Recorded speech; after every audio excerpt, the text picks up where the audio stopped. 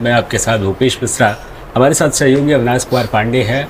हम इस समय एक ऐसी धरती पे मौजूद हैं जो कुछ महीनों पहले हॉट सीट बनकर सामने आई और उस हॉट सीट में एक नाम बहुत ज़्यादा चर्चाओं में था। आईपीएस आनंद मिश्रा, पूर्व आईपीएस आनंद मिश्रा हमारे साथ मौजूद है। बहुत स्वागत है आपका। धन्यवाद भूपेश। हमारा पहला सवाल अविनाश कुमार पांडे जी पूछे। शुरुआत तो बहन से भी करना चाह रहे थे, राजनीति से करते, लेकिन थोड़ा लाइफ पे चलते। जीवन का कितना संघर्ष रहा है, सच चुके आईपीएस अधिकारी भी रहता है, कितना बड़ा संघर्ष रहा है। देखिए, संघर्ष is a state of mind. अगर आप एंजॉय कर रहे हैं तो उसको संघर्ष नहीं कहना चाहिए, राइट। तो जब आपका ध्येय क्लियर होता है, आप किस लिए कर रहे हैं, क्यों कर रहे हैं, तो वो जो फील होता है, वो जो स्ट्रगल होता है ना, वो इंजॉयमेंट होता है, राइट। तो उसको मैं संघर्ष नहीं मानता। तो मेरे को कहते जीवन में बड़ा संघर्ष रहा, तो मैं सच में सोचता हूँ कि कहाँ संघर्ष रहा, सब तो ठीक ही चल रहा है, खाना पीना मिल जाता था, बाकी व्यवस्था जो थोड़ा बहुत है वो ठीक ही था। संघर्ष किसको? हाँ, तैयारी करने के टाइम में या लोगों का कुछ बोलना है ना, कि आपको डिस्करेज कर रहे हैं, फिर आप जब तैयारी करने बैठ रहे हैं तो आपका मोटिवेशन लेवल फ्लक्चुएट कर रहा है, आप अटेम्प्ट लेते हैं, नहीं होता है, फिर लोग क्या कहते हैं, तो ये सब चीज़ें, या फिर आपकी जो अपनी फाइनेंशियल इंडिपेंडेंस नहीं मिल रहा है, ये सब चीज़ें लोग स्ट्रगल बोलते हैं, संघर्ष बोलते हैं। I don't take it as संघर्ष। तो मेरा जीवन संघर्षपूर्ण रह ही रहा है। तो शुरुआत कैसे आपने की वो हम जानना चाहिए। किसके बारे में पूछे, पॉलिटिकल या नहीं जीवन में? देखिए, नॉर्मल एक मिडिल क्लास, एक एवरेज मिडिल क्लास भी, तो लोअर मिडिल क्लास फैमिली में कहूँगा कि रहा हूँ। और जैसा कि होता है कि आपका जब आप बड़े होते हैं तो आपने जो देखा होता है कि लिमिटेड, सब कुछ लिमिटेड है, कि 2 ही बिस्किट है, 3 लोग खाने वाले हैं, आप कैसे करेंगे, तो उस टाइप का जीवन देखा है। दूसरों का सैंडविच देख के मन ललच जाता था, अरे यार उसके अंदर लाल लाल क्या डाला हुआ है, तो जैम बोल के कुछ होता था, नहीं पता था, तो वो सब चीज़ें देखा है। But I not call it संघर्ष। वो होता था कि बच्चे के हिसाब से कि अरे यार काश मेरे पास हो जाता, एक मेरे पास फुटबॉल हो जाता, एक जूता मिल जाता मुझे, एक साइकिल मिल जाता मुझे, ये सब चीज़ें था। लेकिन नहीं होना जो है वो कहीं ना कहीं आपको फ्यूल करता है कि अब इसको करना है, ये कैसे होगा, कैसे किया जाए। तो वो जो मेहनत करते हैं, मुझे पता, अगर जैसे कि मैं फॉर एग्जांपल मैं 12th जब कर रहा था, 12th के बाद तो आर्ट्स ले लिया था, तो मेरे पिताजी और मेरे जिया जी उन्होंने कहा कि, मैंने कहा एक मोटरसाइकिल वगैरह होता तो बड़ा सही रहता, क्योंकि मैं कराटे मार्शल आर्ट्स में था, तो मुझे अपने क्लब जाना होता था प्रैक्टिस करना, थोड़ा सा मूवमेंट लोकल में होता था, मुझे लगता मोटरसाइकिल होगा थोड़ा स्पीड अप हो जाएगा। तो मोटरसाइकिल की बात किया, मतलब उनको लगा अरे भाई बहुत बड़ी बात बोल दी, मोटरसाइकिल मांग रहा है, मतलब हमारे घर में किसी के पास मोटरसाइकिल नहीं था। फिर भी पिताजी वॉज काइंड एंड मेरे जिया जी उन्होंने कहा कि तुम टॉप करके दिखाओ 12th में, फिर मोटरसाइकिल दे देंगे। वो बोला ऐसा चीज़ बोल दें कि अब होगा ही नहीं इससे, ना नौमन तेल होगा, ना राधा नाच चाहिए। तो उस टाइम में मुझे याद है, मुझे लगा नहीं यार ये तो चाहिए। फिर भी पूरा पढ़ा, सही में टॉप कर गया। देवर शॉक कह रही तो सीरियसली ले रही यार एक मोटरसाइकिल के लिए इतना, तो ऐसा नहीं था, बट वो भी एक स्ट्रगल था। लेकिन जब भी टेम्परामेंट आपका डाउन होता है, आपको लगता नहीं इसको करना है, इसको पढ़ना है। वैसे पढ़ाई के टाइम पे क्या होता है, मैंने कभी कोचिंग नहीं किया, मैं तो इनिशियली यही बात था कि मुझे लगता था कि उससे पिताजी पे प्रेशर पड़ेगा, कोचिंग के लिए पैसे चाहिए, सब है ना, मेरे पास मैं खुद पढ़ूंगा, नहीं चाहिए मुझे कोचिंग वगैरह। वो भी एक संघर्ष था आप कहिए तो, लेकिन वो at the same time enjoyment भी था। मैं उसी को पढ़ता था, बगल में लिख लेता आनंद मिश्रा IPS लिखता था, करो पढ़ो और पढ़ो, ठीक से करो। तो वो संघर्ष को एंजॉय कर रहा था मैं। इट वॉज नॉट रियली संघर्ष। तो मैं मानता हूँ आजकल बहुत सारे लोग आपको मिलेंगे जब कहते यार मेरा जीवन बड़ा संघर्षपूर्ण था, ये था वो था, तो आई थिंक कि वो इंसान ने इतने साल जीवन के एंजॉय नहीं किया। मैं नहीं कह सकता कि मैं अपने जीवन का 20-25 साल एंजॉय ही नहीं किया। तो इसलिए जो संघर्ष की कहानी कह रहे हैं, मेरा संघर्ष का नहीं, एंजॉयमेंट की कहानी रही है। मैं अपनी तकलीफ़ों को भी एंजॉय करता हूँ, यू नो, बिकॉज उसके बाद हर टनल के बाद, और टनल लगातार, जीवन टनल नहीं रह सकता है। ग्राफ जो है जीवन का वो अप एंड डाउन ऐसे से चलता है। फ्लैट हो जाने से तो वो ICU वाले में देखते हैं ना, फ्लैट हो गया तो मौत है। वो भी ऊपर नीचे जाना चाहिए तभी जीवन है। तो जब आप नीचे जा रहे होते हैं, आई फील हैप्पी, अब तो अच्छा होगा, अच्छा टाइम आने वाला है, नीचे जा रहे थे। It was the mind set. Sir IPS ही बनना है, या इस लाइन में जाना, कहीं से मोटिवेशन मिला, या कहीं किसी ने ऐसा बोला, या किसी को आपने देखा अपनी लाइफ में? बिल्कुल अविनाश भाई, मैं बहुत छोटा था जब स्कूल जाता था ना, तो एक सिपाही होता था, बाद में पता चला वो सिपाही था, पहले तो पुलिस ही नजर आता था। वो बंदा ऐसा, मुझे बड़ी थी, चश्मा लगा के ऐसा करके खड़ा होता था, just used to stand like this. मैं जाता था एकदम देखते देखते उसको, यार यही बनना मेरे को उसमें भगवान नजर आते थे। मुझे लगता था विष्णु भगवान होंगे ना तो ऐसे ही होंगे, शिव जी होंगे तो ऐसे होंगे। उस बंदे को देख के कैसा भक्ति मन में आता था मुझे। हाँ, तो दैट वाज द थिंग, जब मुझे लगा ना मुझे यही बनना है, तो यही बनना है। तो 2nd, 3rd, 4th, 5th, 6th grade, 7th grade तक यही कहता रहा कि पुलिस बनना है, पुलिस बनना है। अब 8th में मुझे किसी ने पूछ लिया कि यार पुलिस में क्या बनना है। मैंने कहा पुलिस में क्या बनना मतलब पुलिस बनना है। नहीं पुलिस में मतलब क्या बनोगे, सिपाही बनोगे, दरोगा बनोगे, डीएसपी बनोगे, एसपी बनोगे। मैंने कहा अच्छा ये भी है ना। फिर वो माइंड में क्लिक किया कि अच्छा भाई होता क्या, सबसे बड़ा क्या होता है। तब पता चला आईपीएस होता है।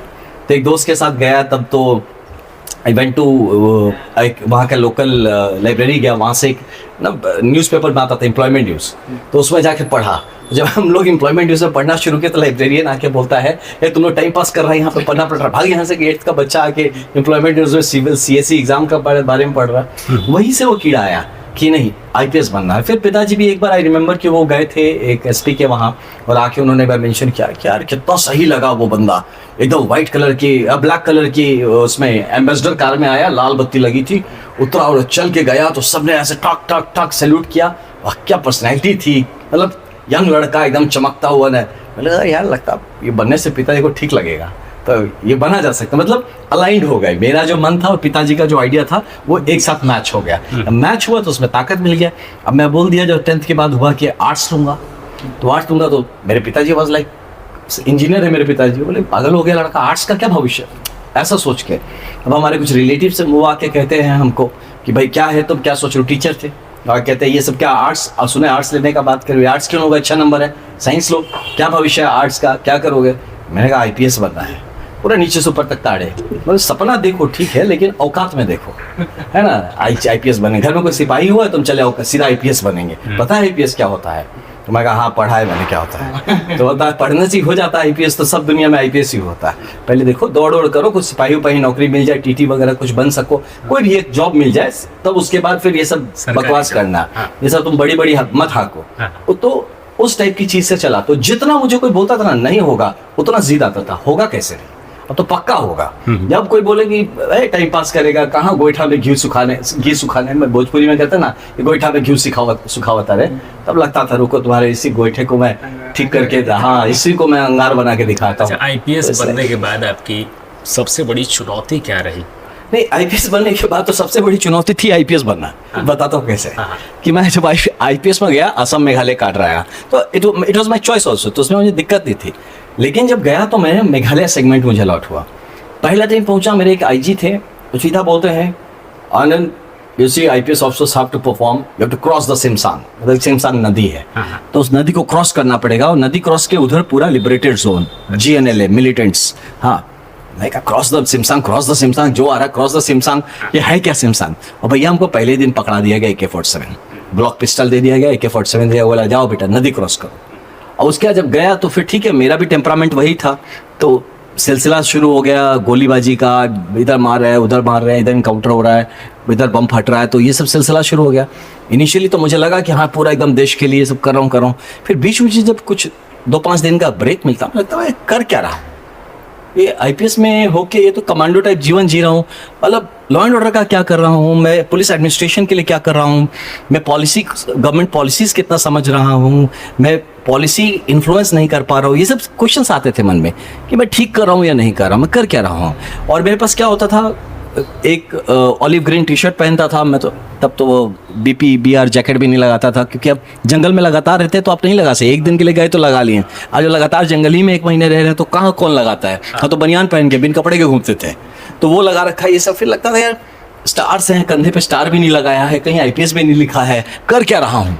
हाँ वो सोचते थे गाड़ी होगा, लाल बत्ती वो सब है कहाँ, मैं तो जंगल में घूम रहा हूँ।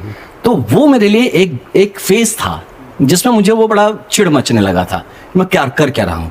लेकिन उसके बाद जब समझ में आने लगा थोड़ा कि नहीं यार this is I am a chosen one, है ना, मैं साधारण आईपीएस नहीं, मुझे चोजन, भगवान ने चुन के एक ऐसी जगह पे दिया है जहाँ पे मैं सच में देश के लिए कुछ कर सकता हूँ। वो जब रियलाइजेशन हो गया, फिर भाड़ में जाए स्टार, भाड़ में जाए लाल बत्ती गाड़ी, चलो जंगल में। और जब वो क्लैरिटी आ गई, I was posted SP south Garo hills, है ना, बागमारा में, तो एज एसपी मैं ऑपरेशंस करता था। मेरे एडिशनल एसपी भाई साहब अंदर बैठे थे घर पे, और मैं जाता जंगल में लड़ने। तो वो सब जब करता था, और जब वो चीज़ों को पूरा हमने क्लियर कर दिया, लगभग पूरा जीएनएल खत्म कर दिया, पूरा मिलिटेंट ऑर्गेनाइजेशन ऑपरेशन हेलस्टॉर्म के बाद मतलब वाइप आउट कर दिया कि एकदम जहाँ पे था कि आप निकलते गोली खाएंगे, वहाँ पे अब आपको मतलब एकदम क्लियर, अब वहाँ पे टूरिज्म पूरा सफाई कर दिया। जब देन वो सेंस ऑफ ग्रेटिफिकेशन, ये नहीं यार देश के लिए कुछ किया है। ये मेरे लिए नहीं, मैं तो वहाँ ना रहता हूँ, ना घर है, ना रिलेटिव से, क्या है मेरा गारो हिल्स में, हाँ मेघालय में क्या है मेरा, कुछ नहीं है, फिर भी मैंने अपने देश के लिए किया है। तो वो जो फीलिंग था ना, दैट फेल्ट कि हाँ नहीं यार मैं ही लकी हूँ। मैं जो रो रहा था कि नहीं यार मुझे वो सब का ओहदा और एंजॉय करने का नहीं मिल रहा है, लेकिन मैं ही चोजन वन था, मैं ही लकी था। तो वो एक अलग फील थी आईपीएस में। उसके बाद फिर जब सब ठीक हो गया, देन लाल बत्ती गाड़ी भी दिखती लगी, वो सब स्टार भी सब ध्यान आने लगा, नॉर्मल यूनिफॉर्म पहनने लगा केमो छोड़ के। और उसके बाद life was like into fill. तो इसी में एक सवाल मैं पूछना चाहूँगा, पुलिस की वर्दी जब आपने पाई, कैसा अनुभव रहा उस पुलिस की वर्दी? एक मूवी थी Tuxedo, I don't know if you seen the movie Tuxedo. Jackie Chan था या पता नहीं कौन एक्टर था, मुझे ध्यान नहीं है। तो टक्सेडो में एक कपड़ा होता है, जब वो कपड़ा पहनता है वो सुपर पावर बन जाता है। अच्छा। वो जैसे वो अपना कोट डालता है ना, वो लीन थीन बंदा ऐसा रहता है, जैसे उड़ाता है वो सुपरमैन हो जाता है। अच्छा। ओके, तो वो यूनिफॉर्म वो फीलिंग क्रिएट करती है। वही नहीं, जब अशोक स्तंभ जब अशोक स्तंभ आप जब अपना कैप पहनते हैं तो यू होल्ड इट, और जब ऐसा करके आप उसको कैप को लगाते हैं ना, तो देन यू कि अशोक स्तंभ जो टच करते हैं अशोक स्तंभ को, मैं सोचता है यार सर पे अशोक स्तंभ लगा रखा है। जब बेल्ट आप लगाते हैं या अशोक स्तंभ, यू कैन टच इट, कंधे पे देखते हैं यहाँ अशोक स्तंभ, मैन की अलग फीलिंग होती है ना। देश को सही मायने में जो सो कॉल्ड देश की अथॉरिटी कह लिया, रिस्पॉन्सिबिलिटी कह लीजिए, आपके कंधे पे दिया है, आपके सर पे है, आपके बेल्ट पे है, तो इट्स अमेजिंग डिफरेंट फीलिंग। और जब आप धर्म परायण काम करते हैं ना, तो फिर ये यूनिफॉर्म में आपको एक ऐसा ताकत देती है कि देन आपको लगता नहीं यार आपको कोई, यू आर अनस्टॉपेबल, आप रोके नहीं जा सकते हैं। अगर आपको कुछ करना है तो आप करेंगे, कुछ उसको अचीव करना तो इट इज डूएबल। वो यूनिफॉर्म वॉज लाइक मतलब क्या बताया जाए, ब्रह्मास्त्र। बाकी चीजें अलग है, बट यूनिफॉर्म पहनते ही you are a different man, या you are a different man.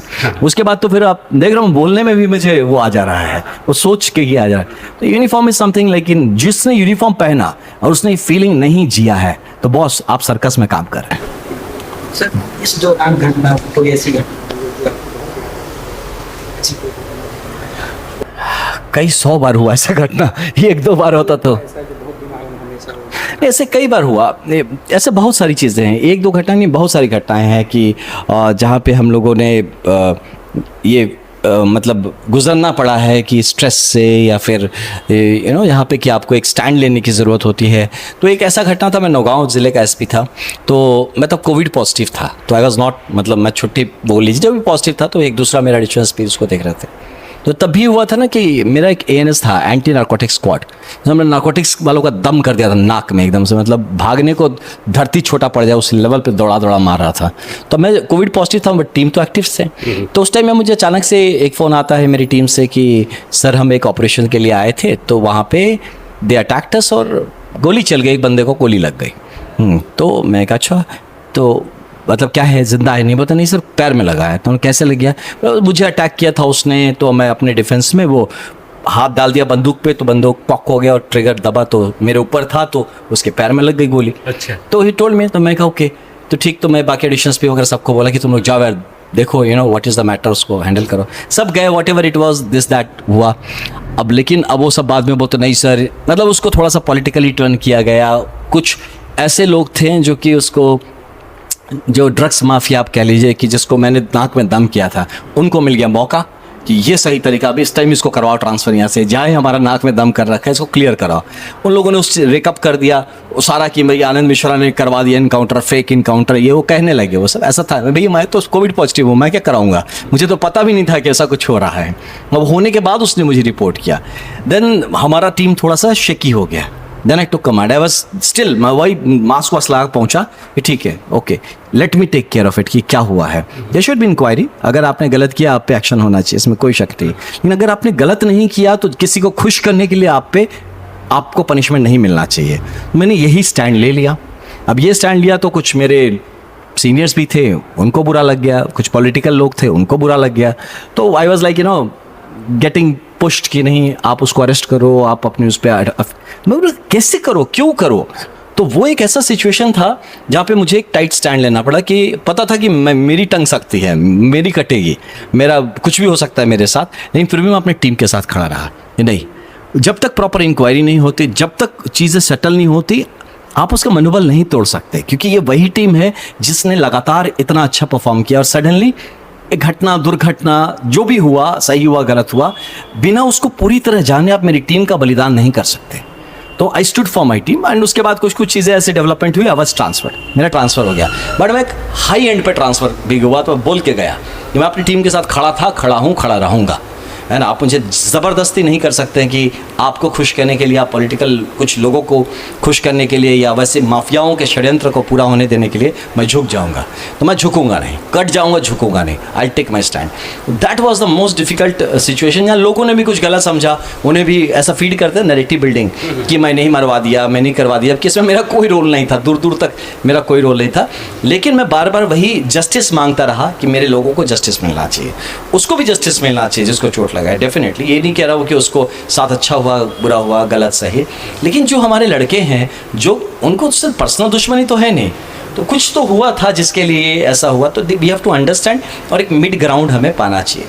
तो इस तरह के सिचुएशंस लाइफ में बहुत बार आए। बहुत बार ऐसा भी हुआ कि कुछ लोग दे ट्राई टू, अब मुझे क्या है कि मैं उनको सबको पता कि मैं सेट होने वाला आदमी हूँ, तो आप मुझे किसी तरह का लो प्रलोभन नहीं देता, आपको पैसे दे देंगे, ये दे देंगे और मैं सेट हो जाऊँ, तो वो होने वाला हूँ नहीं मैं। तो उस चक्कर में भाई साहब एक बार किसी ने किसी बहुत बड़े आदमी से बात किया होगा, वो बड़ा कॉन्फिडेंस में मेरे साथ आया था, बहुत कॉन्फिडेंस में आया कि भैया आज तो साला उससे बात कर लिया, मैंने कहा क्या करेगा, अब इसको जाकर बोलूँगा और ये भाई बोल देगा, आके बोला सर इनसे बात हो गई है, ये वो, आप एक काम करिए, आपका क्या है बता दीजिए, हमको करेंगे।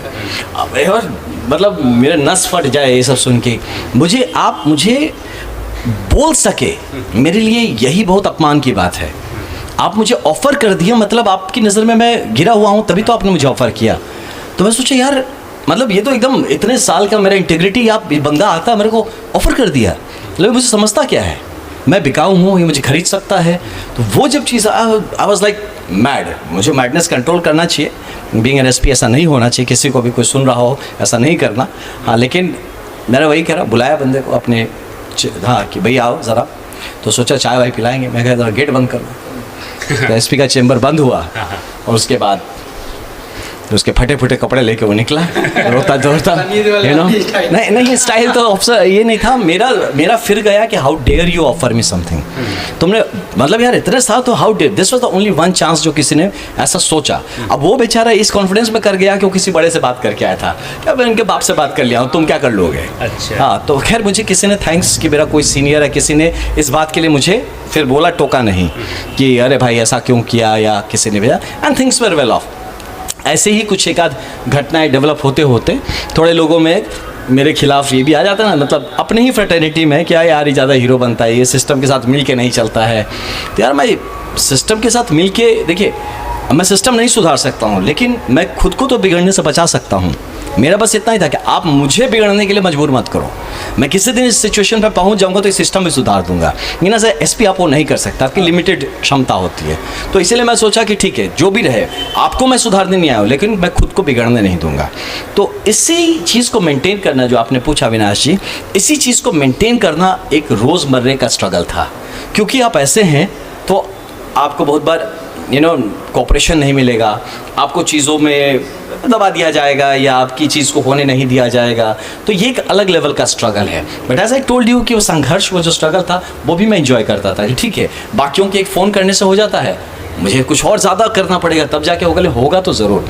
तो कुछ स्ट्रगल के साथ मिलता है तो उस चीज़ की वैल्यू भी होती है। So I have always respected that. और कोई भी जॉब हो, कोई भी सर्विस हो, स्पेशली आप जितने ऊंचे सर्विस पे रहते हैं ना, जितने ऊंचे पोस्ट पे रहते हैं, उतना ज़्यादा आपका सो कॉल्ड संघर्ष, so called struggle, so called pressures आपको बियर करना पड़ता है। लोगों को लगता है अरे बहुत बड़े अफसर हैं, ये तो आराम की ज़िंदगी। नहीं बॉस, आराम की ज़िंदगी तो हमारा वो भाई ही शायद कर रहा है जो 9 बजे आता है, 5 बजे चला जाता है। उसका तो सब कुछ, जो जितना ऊपर जा रहा है वो उतना स्ट्रेस में है, उस पर उतना प्रेशर है, और उस पर एकदम उसका प्रेशर का जो लेवल है ना, वो एकदम होना ना होना वाली बात हो जाती है। इट्स नॉट कि चलो नहीं किया तो कोई बात नहीं, आपकी पूरी ज़िंदगी उस पर क्वेश्चनेबल हो सकती है, आपको बहुत कुछ। तो it's a very high pressure game जितना ऊपर आप जाते हैं। इसीलिए आपने कहा एक इंसिडेंट बताओ, तो एक छोटा सा बताया मैंने, बट ऐसे बहुत हैं, एक दो नहीं है, बहुत हैं। सर अच्छा, इस दरमियान ऐसा क्या हुआ कि आप राजनीति की तरफ नहीं, देखिए मैंने शुरू से बताऊं, मैं कहते बचपन से राजनीति में ऐसा नहीं था, बचपन से मैं बड़ा राजनीति वाला वैसा नहीं सोचता था। लेकिन 2017 वगैरह तक जब इतना ज़्यादा ऑपरेशंस में रहा, इतना खून खराबा, इतना कुछ देखा, मुझे लगा यार मैं बड़ा डिस्ट्रक्टिव टाइप का आदमी होता जा रहा हूँ, नेगेटिव होता जा रहा हूँ। इतना खून, इतनी गोलियां, इतना इनकाउंटर, अब 1 2 5 10 20 50 हो तो यार 100 में जा रहा है। हाँ, तो आपको लगने लगता है कि यार क्या कर रहा हूँ मैं, मतलब ये तो किलिंग मशीन जैसा बनते जा रहा हूँ। मैं क्रिएटिव क्या कर रहा हूँ, या लोगों को ज़िंदगी देने की बात सोच के ज्वाइन किया था, या मौत का मसीहा बन गया हूँ टाइप से मैं, ये ठीक नहीं है। एक तो वहाँ मेरा मन डोला कि नहीं यार ये ठीक नहीं है। और उसके बाद जब मैं गांव आता, घर आता, अपने भाइयों से मिलता, तो हमेशा ये महसूस किया यार हमसे बेहतर लड़के हैं, लड़कियां हैं, ये क्यों नहीं आगे बढ़ रहे हैं। मेरे जैसा आदमी अगर आईपीएस बन सकता है, इनमें से तो बहुत सारे हैं जो बन सकते हैं, टॉप कर सकते हैं, ये क्यों नहीं कर रहे हैं। उनको अवसर नहीं मिलता था, उनको गाइडेंस की कमी थी, उनको सपोर्ट नहीं मिलता। अब पूछिए कौन देगा गाइडेंस, सपोर्ट, अवसर, कोई नहीं देगा। सब तो यहाँ आपको एक्सप्लॉइट करने में लगे हुए हैं कि अच्छा आप तेज तरार आदमी एक हमको मिल गए तो एक काम करते हैं, तो मेरे लिए काम कर लो। अब ये नहीं कि अच्छा तुम तेज तरार हो भाई, तुम्हें मैं लीडर बना देता हूँ या तुम्हें आगे करता हूँ, तुम ये अच्छा करो, अब तुम अच्छे हो तो तुम मेरे लिए काम करो। ये माइंडसेट मुझे ठीक नहीं लगता था। A leader is one who creates more leaders. एक लीडर वही होता है, ये leader is not one who creates followers. Follower बनाने वाला लीडर नहीं हो सकता, बॉस हो सकता है, लीडर नहीं हो सकता। तो मुझे वो कमी दिखी कि कहीं ना कहीं इस कारण से वो लीडरशिप थोड़ा सा क्राइसिस मुझे महसूस हुआ। तो ये नहीं कह रहा हूँ मैं बहुत बड़ा, लेकिन मुझे लगा कि मैं कंप्लेंट्स करने से क्या होगा, करेगा कौन, हु विल डू इट, है ना। तो मैं किसको बोलूँ, मतलब ये लगा ना कि it's like your call for duty जो कहते हैं। मेरे जैसा आईपीएस, ठीक है, मैं भी अपने परिवार में कहा जाए या अपने खानदान कुल में कहा जाए तो मैं कुल का चिराग जैसा, भाई आईपीएस ऑफिसर पहली बार कोई निकला है हमारे पूरे खानदान से, तो एक कुल का चिराग था मैं, है ना, कि इस टाइप से घर का तो अकेला ही हूँ उस हिसाब से देखा जाए तो इतनी बड़ी पोस्ट में है। लेकिन जब ये देखता था मैं कि वो ज़्यादा इम्पॉर्टेंट है या फिर कई सारे दीपक हैं जो जलने से पहले बुझ जा रहे हैं, उनको एड्रेस करना ज़्यादा इंपॉर्टेंट है। तो मुझे लगा नहीं यार ये ज़्यादा इंपॉर्टेंट है कि मैं तो एक ही आईपीएस बन सका ना, अगर मेरे किसी मेहनत से 50 और आईपीएस बन सके, आईएएस बन सके, ऐसे सपने फिर से जाग सके जो कहीं ना कहीं बुझ गए थे या बुझा दिए गए थे, तो शायद तब जीवन ज़्यादा सार्थक लगेगा। तो इन सब चीज़ों को ध्यान में रखते हुए, प्लस बिहार की स्थिति को देखते हुए कि बिहार के लिए अगला जो फ्यूचर विजन क्या है, अगर विजन कुछ है तो उस विजन में फिर हमारा बिहार परफॉर्म कैसा कर रहा है। तभी आप मोदी जी की सरकार थी 2017 में, तो उनके काफ़ी लीडरशिप स्किल से मैं बड़ा प्रभावित रहता था हमेशा। तो यार ये बंदा सही आया है, अब हो रहा है देश में, वो जब कुछ समझ आ रहा है कि हाँ यार हो रहा है और कुछ हो सकता है।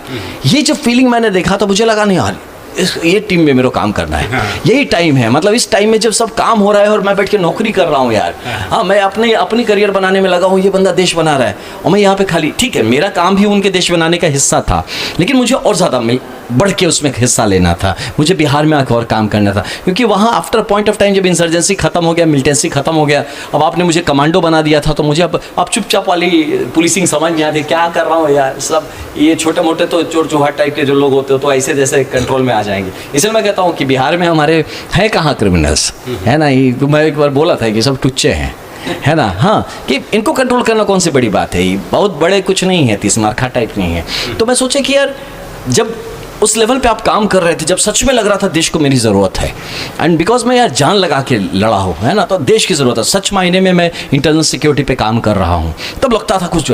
जब सब ठीक हो गया तो लग रहा था अब मैं क्या कर रहा हूँ। तो इसीलिए there was a higher call for duty. ये भी मैं I am here for a call of duty.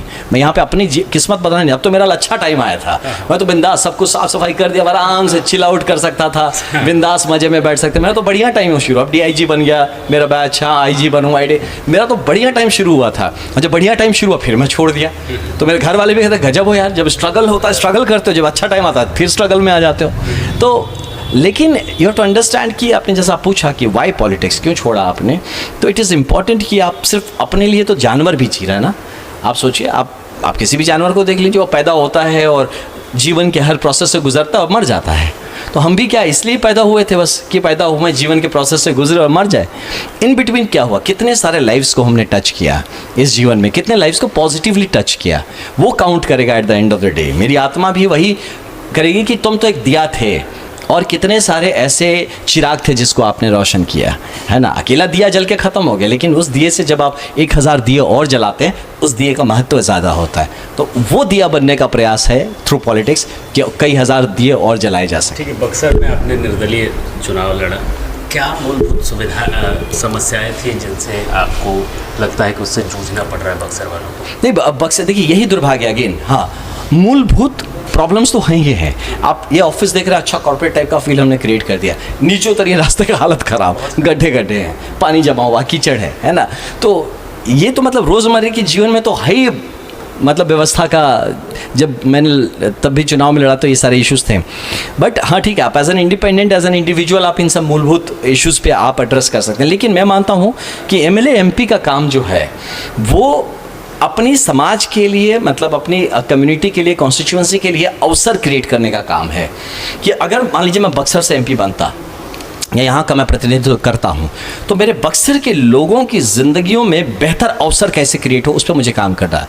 यहाँ की इकोनॉमी कैसे और वाइब्रेंट बने, यहाँ का जो मतलब काम है, बिजनेस है, यहाँ पे कमाई का जो व्यवस्था है वो और कैसे बेहतर बने, कि हमारे जो पर कैपिटा जो इनकम है बक्सर का वो कैसे और बेहतर बने, कैसे हमारे जो बच्चे हैं उनको पढ़ाई की बात हो चाहे काम की बात हो अवसर ज़्यादा बेहतर मिले। वो जब चीज़ें पे हम ध्यान देना शुरू करेंगे, रास्ते भी बन जाएंगे, नली भी बन जाएगा, गली भी बन जाएगा, पानी भी आएगा, बिजली भी आएगा, इंटरनेट भी चलेगा। क्यों? क्योंकि आपको ज़रूरत होगा, जब डिमांड होगा सप्लाई होना ही होना है। अब हम क्या है कि हम इस मूलभूत प्रॉब्लम्स में लोगों ने उलझा दिया है, नाली बना दो, गली बना दो। अरे भैया, इसके लिए हमारे पूरे वार्ड पार्षद बनाए जा रहे हैं, पूरा हमारा म्यूनसिपैलिटी है, पूरा पंचायत है। दुर्भाग्य है कि इस तरह से ये पूरा अरीना जो देखें काम करने का जो ड्यूटी है या जो एजेंडा है, ऐसा कर दिया गया कि लोगों को लगता है कि एमएलए का काम भी रोड बनाना है, एमपी का काम भी रोड बनाना है, वार्ड पार्षद का काम भी रोड बनाना है, और सब ये रोड बनाना, लाइट लगवाना, नाली ठीक कराना, लगता है सबको कि यही अब काम रह गया। तो इसलिए आपने जो मुझसे पूछा, मेरा agenda as a public servant would be कि इस जगह में अवसर कैसे क्रिएट किया जाए, यहाँ का इकोनॉमी और कैसे फ्लरिश करे, यहाँ के लड़कों को, युवाओं को बेहतर सिर्फ रोजगार नहीं, वो स्वरोजगार के अपॉर्चुनिटीज़ कैसे क्रिएट हो, यहाँ के जो जितना भी इंफ्रास्ट्रक्चर है उसको इस तरह से अलाइंड करना है। सिर्फ रोड नहीं बनना है, रोड इसलिए बनना है कि वो रोड बनने से बिजनेस अच्छा हो। या सिर्फ लाइट नहीं, बिजली नहीं आना, बिजली इसलिए आना है कि यहाँ की जितनी इंडस्ट्रीज हो वो बेहतर तरीके से चले और इकोनॉमी ग्रो करे। यहाँ पे सिर्फ स्कूल कॉलेज नहीं खोलना है, स्कूल कॉलेज इसलिए खोलना है कि हमारे जो इस क्षेत्र के इकोनॉमिक्स को डेवलप करने के लिए जो स्किल्स चाहिए, जो पढ़ाई चाहिए, वो यहाँ पे लोकल टैलेंट अवेलेबल रहे। तो इस भाव से मैं पॉलिटिक्स करना चाहता हूँ, ना कि सिर्फ लोगों को बरगलाने वाला काम कि आपकी शादी में आ गया, आपको भैया एकदम नमस्ते नमस्ते हो गया, आप बोले नाली बना दीजिए भैया, एक तो नल गड़वा दीजिए, गड़वा दिया, और ये सब करके जो ये राजनीति से उठना है बॉस। अगर हमें बिहार को 2047 का जो माननीय प्रधानमंत्री का सपना है विकसित भारत का, अगर उसके संग अलाइन करना है तो इस सोच से उठना है। आप जाइए गुजरात जाइए, महाराष्ट्र जाइए, तमिलनाडु जाइए, और ऐसे बाकी सारे राज्यों में जाके वहाँ के नेताओं से बात करिए। They speak about ideas, they don't speak about people. आप देखिए यहाँ पे बिहार में क्या होता है, यहाँ की राजनीति में जो काफ़ी सारे विपक्ष में आप देखेंगे नए नए भी बहुत सारे लोग हैं, वो लोगों को डिस्कस कर रहे हैं कि इसने ये कर दिया, इसने वो कर दिया। अरे भाई साहब, आपसे एक्सपेक्टेड है आप आइडियाज़ के बारे में बात करेंगे। एंड मतलब कहते हैं ना कि small minds discuss people, great minds discuss ideas. तो वो लीडरशिप कहाँ है हमारा? आप हमारे जाके देखिए, अभी राजनीति का हालत देखिए आप, तो स्पेशली बहुत सारे नए जो दल आ रहे हैं, नए लीडर्स आ रहे हैं जो क्लेम करते हैं कि हम मसीहा हैं, हम सब ठीक कर देंगे। They are discussing people, they not discussing ideas.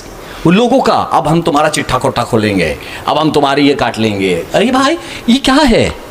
ये राजनीति है, ये हम अपने बच्चों को सिखा रहे हैं, और बच्चे पगलाए हैं उसके पीछे कि नहीं अब तो मज़ा आ रहा है, अब इनको आया ऊँट पहाड़ के नीचे।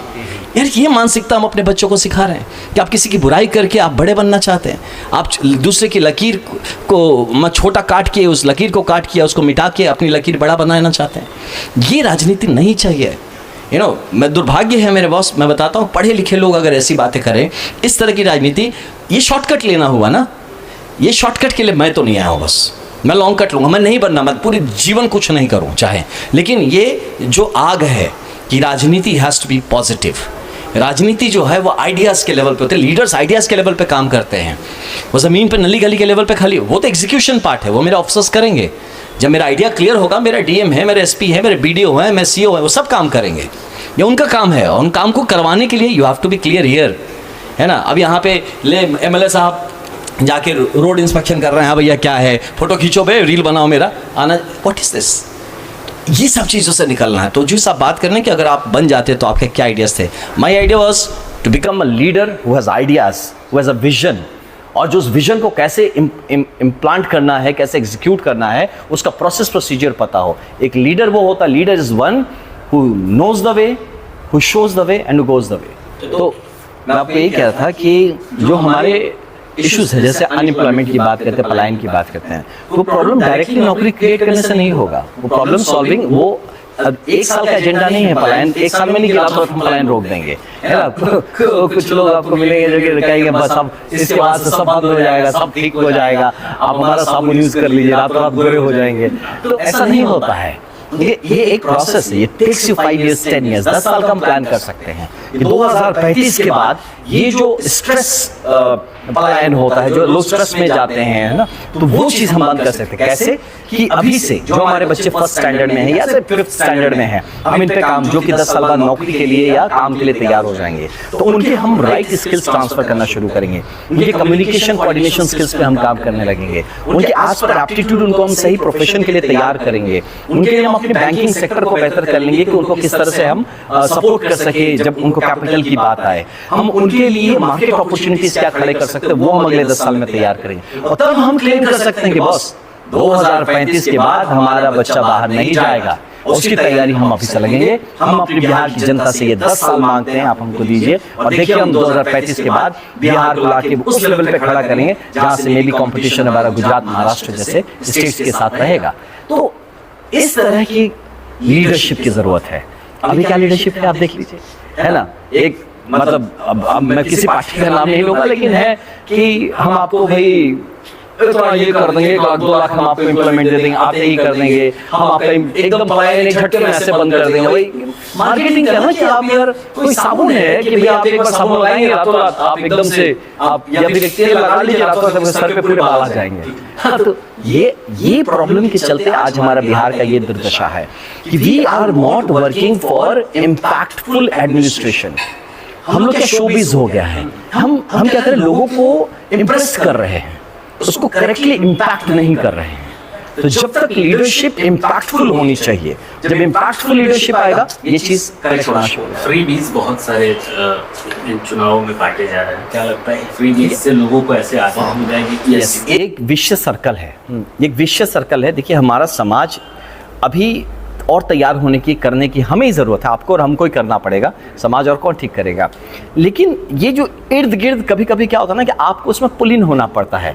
जब होता है ना किसी का, आप मान लीजिए एक सामान बेचने आप मार्केट में उतरते हैं या एक काम करने उतरते हैं, आपके आसपास का मार्केट लोगों ने ख़राब कर रखा है, कुछ ऐसा करके रखा है कि उस कॉम्पिटिशन में बने रहने के लिए कई बार आपको भी ऐसी चीज़, तो ये बड़ा विशिष्ट साइकिल है, आप इसमें खिंचा गए हैं।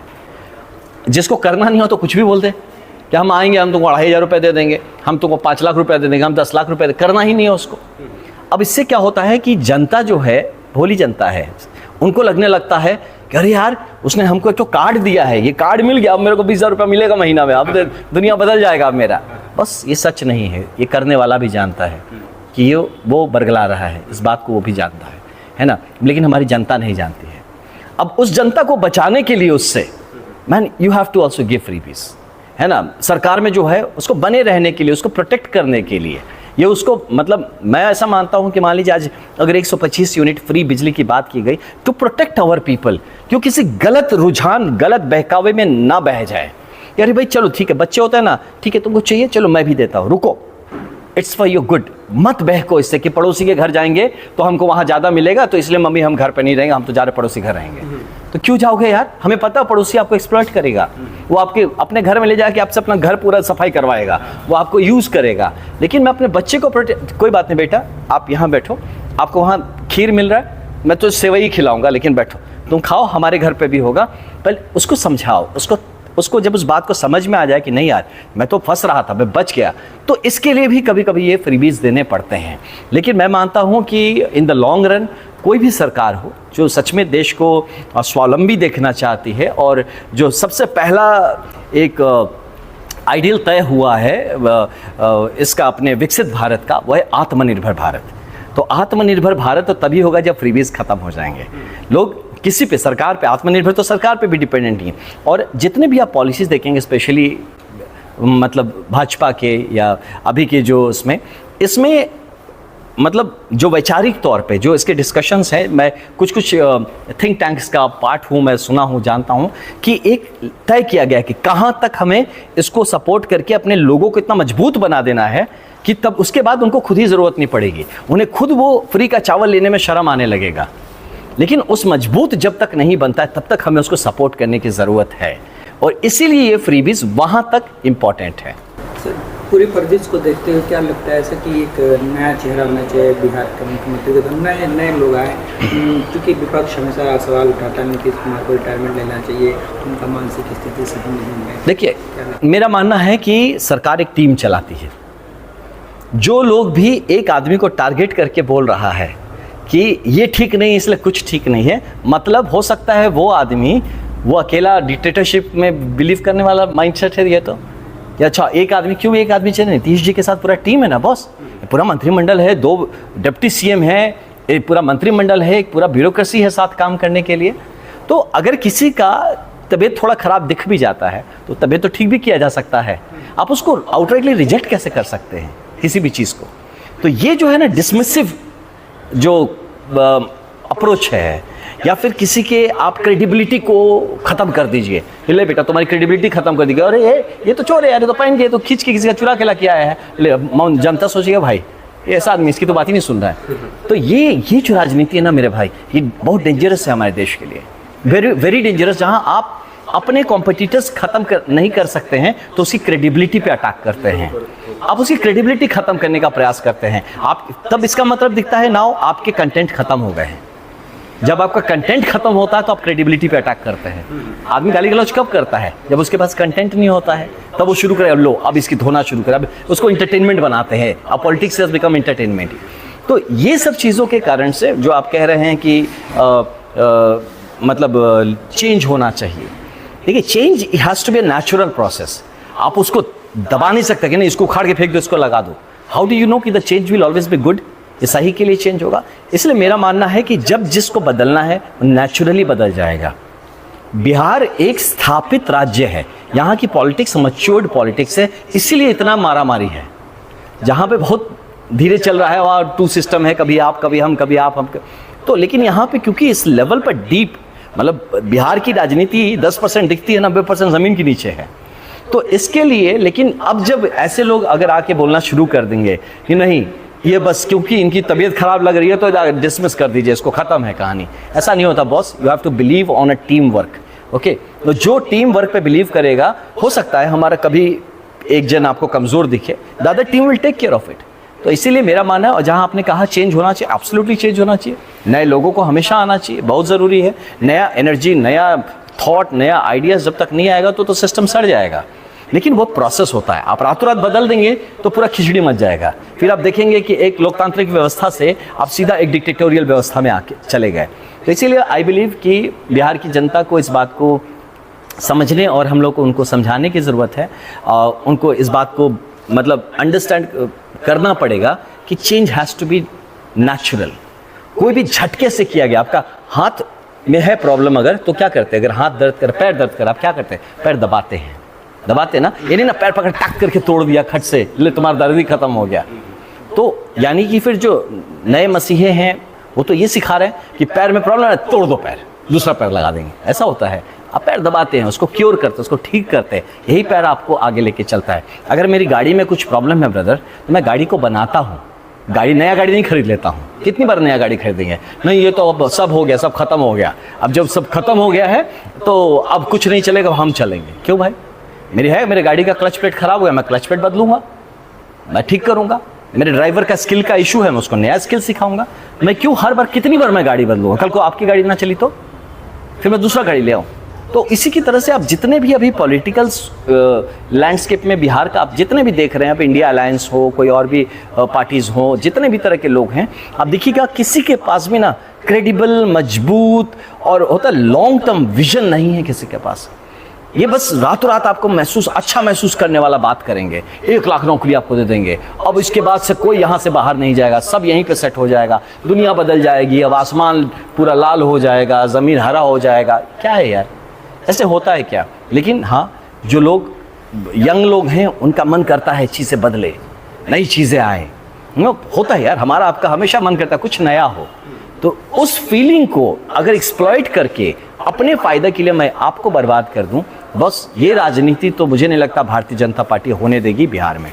तो इसलिए हम लोग अपने लोगों के बीच जाएंगे, उनको समझाएंगे, इस बात को समझाएंगे कि जो 2047 का हमने सामूहिक सपना देखा है, भारतवर्ष ने जो सपना देखा है, उसको मिलके पूरा करेंगे और किसी की अपने पर्सनल राजनीतिक महत्वाकांक्षाओं को पूरा करने के लिए या उसको अपने सपनों को बनाने के लिए हम बिहार के सपनों की तिलांजलि नहीं होने देंगे। सर, विपक्ष का हमेशा आरोप है कि क्राइम रेट बहुत ज़्यादा बढ़ रहा है, पहले से और बढ़ रहा है, दिन दहाड़े गोली चलती है, अस्पताल में घुस कर मार दिया जाता है। क्या लॉ एंड ऑर्डर में बदलाव करना चाहिए, क्योंकि चूंकि पड़ोसी राज्य में उत्तर प्रदेश में मुख्यमंत्री योगी आदित्यनाथ है, लॉ एंड ऑर्डर में बहुत कुछ बदलाव किया, उन्हें डर है, खौफ है माफिया में। बहुत गुंजाइश है, मैं मानता हूँ इस बात की बहुत गुंजाइश है जिसको हम लोग और बेहतर कर सकते हैं, लेकिन अब जो 1990 से 2005 तक के जंगल राज से बिहार को का बैकग्राउंड से अब जो चेंज होता हुआ देखेंगे तो एक स्टार्क डिफरेंस आपको नजर आएगा, बहुत बेहतर हो गया है।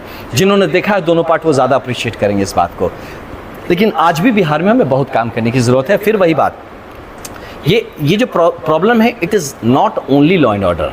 लॉ एंड ऑर्डर क्यों हुआ, वो जो बंदा गोली चलाया वो कौन है, उसको मोटिवेशन कहाँ से मिला, बस 5,000 रुपये, यानी उसके प्रॉब्लम है कि उसके पास रोज़गार का इशू है। अब रोज़गार क्यों नहीं मिला, क्योंकि वो रोज़गार के लायक जो क्वालिफिकेशन चाहिए था उसके पास है नहीं, और क्वालिफिकेशन उसको क्यों नहीं है जो रोज़गार के लिए चाहिए था, क्योंकि अगेन वही बात आता है कि उसके घर की जो माली हालत थी उतने मजबूत नहीं थे, या आसपास उस तरह का व्यवस्था नहीं था कि वो उस तरह से उसका पढ़ाई लिखाई हो सके और उससे उसका रोज़गार हो सके तो अगर बेहतर ही उसका अपने स्वनिर्भर रहेगा, उसको आत्मसम्मान रहेगा, तो कोई भी आत्मसम्मान वाला आदमी गोलीबाजी करने या फिर इस तरह का बदमाशी करने, गुंडे करने के लिए आगे नहीं जाता है।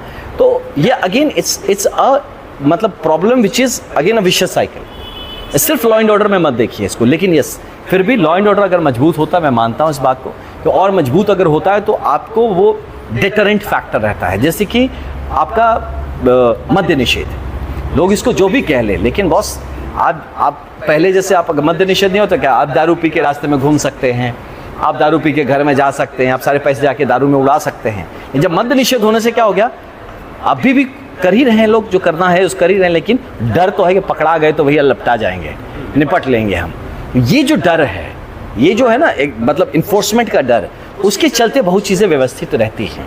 जिस लेवल पे दारू का उत्पाद था पहले, आज बिहार में उस उत्पाद तो नहीं है, उसके इर्द गिर्द बहुत कुछ है जो गंदगी है, लेकिन वो लेवल का उत्पाद नहीं है। यही चीज़ हमें लॉ एंड ऑर्डर में करना है, जो आप यूपी में बोल रहे हैं। जब उसका डर स्थापित हो जाता है कि बस लेफ्ट राइट करेगा निपट जाओगे तुम, थोड़ा भी तुम्हारा सहा नहीं जाएगा, ये जब स्थापित हो जाएगा तो बहुत सारी चीज़ें आई एम श्योर कि लॉ एंड ऑर्डर भी ठीक हो जाएगा। And believe me, it's with time ये चीज़ें सुधरेंगे। और हम जैसे बहुत सारे लोग हैं जो कि पार्टी के साथ जुड़े हैं, तो हम लोग अपने अपने सजेशंस ज़रूर अपने शीर्ष नेतृत्व को देंगे, और मुझे पूरा यकीन है कि आने वाले दिनों में और बेहतर लॉ एंड ऑर्डर व्यवस्था आपको बिहार में दिखेगी। आरजेडी और कांग्रेस और पूरा विपक्ष एक तरीके से वोट अधिकार यात्रा में जुड़ा हुआ है, क्या लगता है वोट अधिकार यात्रा से बिहार में वोटर्स में प्रभाव पड़ पाएगा?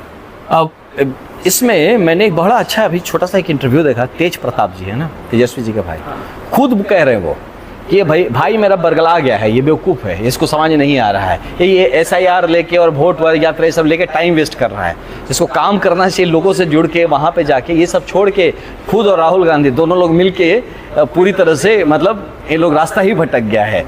तो उस बंदे ने बड़ा सही बात कह दिया। हाँ, तो आप समझिए कि कोई भी थोड़ा भी समझदार आदमी है, अगर आप जाके यहाँ बाहर की जनता से पूछिए बस क्या प्रॉब्लम्स क्या है, आपके 5 प्रॉब्लम गिनाइए था, उसमें एक भी अगर वो वोट यात्रा के बारे में या वोट चोरी के सो कॉल्ड बारे में या SIR के बारे में, अगर उसके 5 टॉप प्रायोरिटीज़ में एक प्रायोरिटी में भी वो आ जाए तो फिर हम इस पर बोल सकते हैं कि ये लोग ठीक काम कर रहे हैं। बेसिकली इनके गलत कंसल्टेंट्स हैं। प्रॉब्लम है कि ज़मीन से जुड़ाव है नहीं, ज़मीन से उठ चुके हैं, है ना, और हवाबाजी में खाली कुछ अरे मुद्दे लेके पहुंचना इनको नहीं है, क्योंकि इनको पता है कि पहले भी मौका मिला है, बिहार ने मौका दिया है भाई, कांग्रेस को, राजद को, सबको मौका दिया है, और इन्होंने क्या किया क्या नहीं किया दुनिया के आगे रिपोर्ट कार्ड सबके सामने खुला है। अब जाएं तो किस मुंह से जाएं, कैसे बोल दे कि हम ये कर देंगे, बोले तुम्हें जब टाइम दिया तब काहे नहीं किए थे, अब हीरो बन रहे हो। तो अब ये नए नए टॉपिक्स लेके लोगों को ऐसा समझाने की, जो मैंने बोला ना आपको, क्रेडिबिलिटी खराब करने की, कि भाई सरकार की क्रेडिबिलिटी पे चोट करो, कि ना भाई ये तो वोट चोर, ऐसी बातें जो वर्ड यूज कर रहे हैं, मतलब आप समझ रहे कि आपकी राजनीतिक मतलब पकड़ इतनी कमज़ोर हो गई है कि आपके पास मुद्दे हैं नहीं, तो आप किसी के क्रेडिबिलिटी पे हिट कर रहे हैं, बिलो द बेल्ट हिट कर रहे हैं। तो ये दिखाता है कि ऐसे पार्टीज के हाथ में या ऐसे समूह के हाथ में अगर हमने बिहार को दिया तो बिहार जहां है ये 50 साल और पीछे लेके जाएंगे। और इसके लिए हमारी जो लड़ाई है कि बिहार में एनडीए की मजबूत सरकार बने, और ये बिहार हित में बनना ज़रूरी है। इट्स नॉट अबाउट एनी नेता, it's not about even party, it is in the interest of Bihar, ये बनना ज़रूरी है। इसलिए ये जो वोट वाली बात कह रहे हैं और ये जो यात्रा लेके चल रहे हैं, ये पूरा फार्स है। ये पब्लिक को इससे कोई सरोकार नहीं है। और ये जितने भाई लोग लेके घूम रहे हैं, मोटरसाइकिल चला के मज़ा आ रहा है, रोड अच्छे कहीं बन गए तो उस पर चला के इनको भी अच्छा लग रहा है, लेकिन ये करने से ये जनता से जुड़ाव तो कम से कम नहीं हो रहा। मैं जितना ज़मीन पे घूम रहा हूँ, देख रहा हूँ लोगों से पूछो SIR के बारे में तो आधे को तो पता ही नहीं समझ में आ रहा है। या ये झूठों के एक तो क्या शुरू हो, मतलब SIR का नहीं, मतलब ये जो लोग ये लेके शुरू किए हैं इसका प्रोटेस्ट यात्रा, ये एक तो झूठों का क्या ये लोग लेके घूम रहा है। ठीक ही तो हो रहा है, हमको भी इसी बहाने अपना कागज सब मिल गया वापस, है ना, कि अच्छा चलो ठीक, मुझे क्या गलत है। ये तो भाई एज पर आप जो पीपल्स रिप्रेजेंटेशन एक्ट है ना, तो उसमें प्रोविजन है इसका, समरी रिवीजन का, एनुअल रिवीजन का, स्पेशल रिवीजन का, सबका प्रोविजन है। आप तो एज पर कानून काम कर रहे हैं। इसमें इवन सुप्रीम कोर्ट ने कह दिया कि सब भाई लॉजिकल है, ये होना भी चाहिए। विपक्ष कह रही है कि अब चुनाव सिर पर है और उसके बाद हाँ तो क्यों ना करे, जब चुनाव सर पे आता है, जब कुछ भूख लगता है तभी ना आदमी खाना बनाता है। तो जब चुनाव आया, जब समझ में आया कि ये गड़बड़ है, तभी ना ठीक करेंगे भाई। तो ये कौन सा बात हो गया। तो यही ना बेसिक लॉजिक जो है वही ख़त्म हो चुका है। उनको एक तरीके से बात करना का, जो सिलसिलेवार तरीके से बात करना ही जब आप देख रहे हैं कि नहीं आ रहा है, तो ये कहाँ सिलसिलेवार तरीके से बिहार के डेवलपमेंट को आगे लेके चलेंगे। चुनाव आयोग ने SIR किया और SIR के मुद्दे पर विपक्ष ने काफ़ी बवाल काटा। उन्होंने कहा कि वोट की चोरी हो रही है, अब जो वोट है वो चले जाएंगे, और सत्ता पक्ष का कहना है कि वोट नहीं चोरी हो रही है, यहाँ घुसपैठियों को हटाया जा रहा है। आपको क्या लगता है कि क्या? बिल्कुल, मैं देखिए एज अ पुलिस ऑफिसर रहा हूँ, मैं इस बात को बहुत, और मैं बॉर्डर एरियाज़ में काम किया। मैं धुबरी एक स्टेट है, ये असम स्टेट में एक ज़िला है जो कि कम्प्लीटली बांग्लादेश के साथ बॉर्डर है। मैं बागमारा में था, साउथ गरवाज, वो भी पूरा बांग्लादेश से कई, मतलब कम से कम 144 किलोमीटर का बांग्लादेश के साथ बॉर्डर। ये जेन्युइन इशू है ब्रदर। ये जो लोग नहीं देखे हैं, नहीं जानते हैं ना, और वो जो बांग्लादेश से घुसता है वो वहीं जाके बगल के गांव में नहीं रहता है, वो यहाँ आता है, वो दिल्ली जाता है, वो बॉम्बे जाता है। तो घुसपैठिए जो है वो आके नहीं कि हम यहाँ से बॉर्डर क्रॉस किया बगल वाली गाँव में, हाँ तो पहचाने जाएंगे तुरंत, ये भाई तुम कहाँ से आ गए, ये सब डीप चले जाते हैं। तो इसीलिए जो डेमोग्राफिक चेंज हुआ है, इस पर अगर आज हम सतर्कता से काम न किए, ये नेशनल थ्रेट है ब्रदर। ये हमारे सीधा इंटरनल सिक्योरिटी का बहुत बड़ा इशू है। ये जो लोग, इनको भारत से क्या मतलब, भारत के हैं ही नहीं। ये जितने मुजाहिदीन और जितने तरह के टेररिस्ट आते हैं, तो उनको वो कुछ पैसे, चंद पैसों के लिए उनको लगेगा हमारा भाई आया है हमारी जगह से, हमारे देश से आया है, इसको सपोर्ट करो, बम उड़वा दो। यही हुआ लगातार। अब जितने स्लीपर सेल्स की कहानी है, आप पूरे नॉर्थ इंडिया, कश्मीर की फाइल्स उठा के आप देख लीजिए। आप नॉर्थ ईस्ट में आके, मैं खुद काम किया हूँ ब्रदर, और मैं आउट ऑफ एक्सपीरियंस बोल रहा हूँ, मैं किताबी बात नहीं कर रहा हूँ। We have found so many sleeper cells. ये पूरा का पूरा मतलब बहुत सारे ऐसे ऑर्गेनाइजेशंस हैं, not to name any of them, हाँ कैसे ऑर्गेनाइजेशंस है जो कि प्रॉपर फ्रंट फेस है उनके, वो पीछे पीछे ऐसे स्लीपर सेल्स क्रिएट करके रखे हैं। और एंटी नेशनल एक्टिविटीज़, वो चाहे मतलब इकोनॉमिक टेररिज्म हो, चाहे वो क्रिमिनल टेररिज्म हो, तो उस तरह की एक्टिविटीज़ में पार्टिसिपेट करते हैं। और यहाँ जो लोगों को लगता है, मान लीजिए बक्सर में बैठे, ईजा के आई बांग्लादेशी, अरे बांग्लादेशी बा भोजपुरी बोला था ईजा के, आपको पता नहीं है। वो बोलता है कि ना हम भैया बस बलिया से आए हैं, हमारा वहाँ घर था, बाढ़ में बह गया इसलिए हम आए हैं। आई नो पीपल, मैं खुद, मैं इतने कितने सारे डॉक्यूमेंटेड रिकॉर्ड्स हैं, जाके आप मेरे ऑफिस में पीछे वाले देखिए, वहाँ एंटी इन्फिल्ट्रेशन सेल्स होते थे हमारे, जहाँ पे असम में वगैरह में इन्फिल्ट्रेशन के अगेंस्ट। और यहाँ पे लोग समझ नहीं पा रहे। मैं बताता हूँ आपको छोटा एग्जांपल, मैं कलकत्ता में भी एक जगह पे पला बड़ा हूँ, उत्तरपाड़ा एक जगह है जहाँ पे मैं रहता था। मतलब नॉट टू मेंशन, मैं किसी तरह के जाति धर्म की बात नहीं कर रहा हूँ, लेकिन अब वहाँ टोपी पहनने वाले लोग, ये इस तरह के लोग जो वहाँ के नहीं होते थे, वो दिखने शुरू हो गए। वो कहाँ से आ रहे हैं, कौन है ये लोग, यू नो। हम लोगों ने देखा है, हमारे दोस्त, अभी मैं गया था रिसेंटली उधर, हमारे दोस्त बोले कि भैया ये सडनली नए नए तरह के लोग आ गए हैं। कोई पूछने से किसी गांव का नाम बोल देगा, किसी ज़िले का नाम बता देगा, लेकिन बोलते हैं वो कि नहीं, लगता नहीं है, ये अलग ही लेवल का कुछ तो चल रहा है। तो बहुत गंदे तरीके से हमारे पास इन्फिल्ट्रेशन हो रहा है। मैं कह रहा हूँ, जब घर की आपकी बहू बेटियाँ उठा के जाने लगेंगी, जब ये सो कॉल्ड, ये ना हवा का थ्रेट नहीं है। और फिर मैं बता रहा हूँ, मैं अपने पर्सनल प्रोफेशनल एक्सपीरियंस से बात कर रहा हूँ। These are real threats. अगर ये SIR नहीं होता, ये बहुत डरावनी बात है। ये SIR कंप्लीटली नेशनल इंटरेस्ट में हो रहा है और इस तरह की जो एक्टिविटी हो रही है वो राष्ट्र हित में बहुत ज़रूरी है। हर वो आदमी जो इस चीज़ की खिलाफत कर रहा है वो देश के हित की खिलाफत कर रहा है।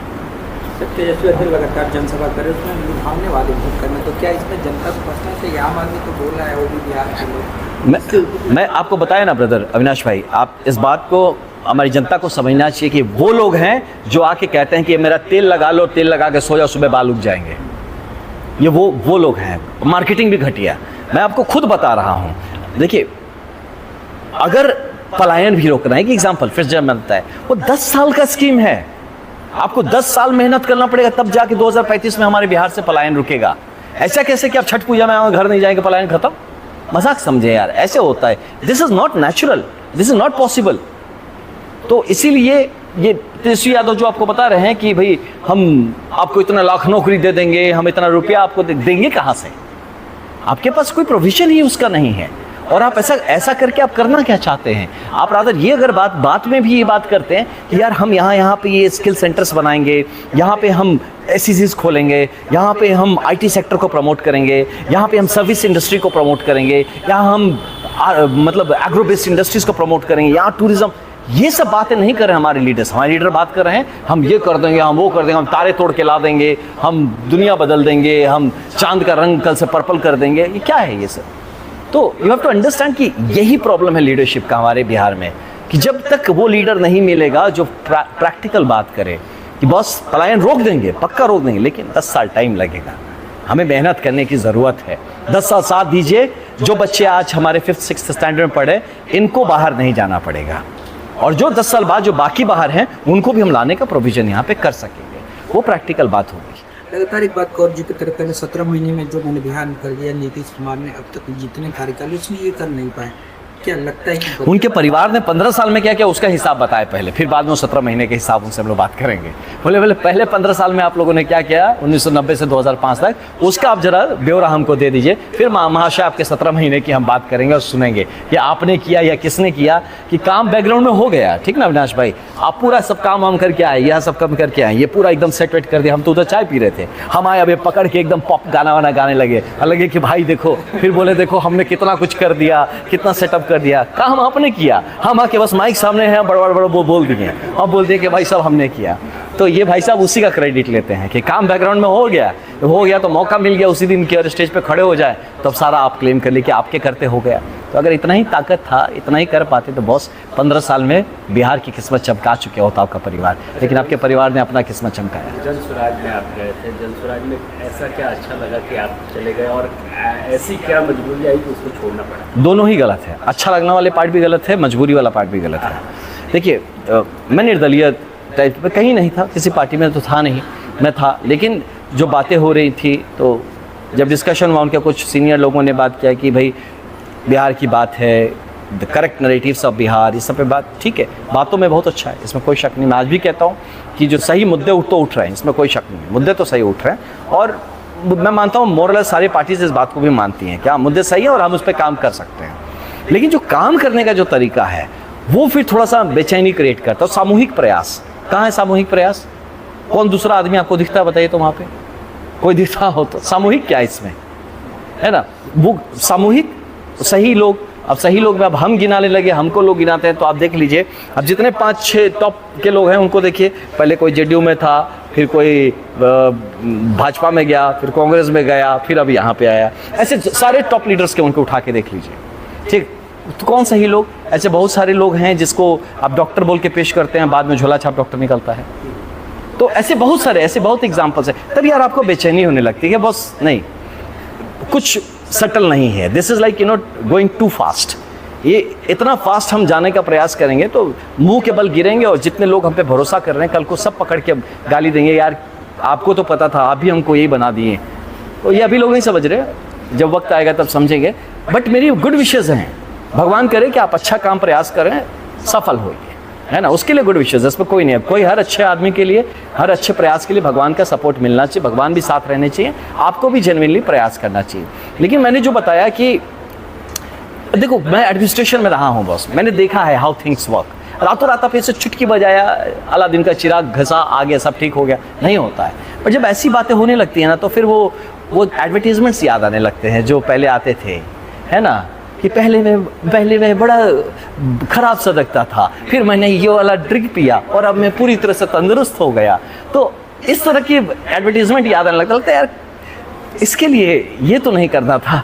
तो जब ये चीज़ समझ में आया ना कि अब नहीं, मुझे वो ठीक नहीं समझ में आ रहा कि नहीं यार, इस चीज़ के लिए नहीं।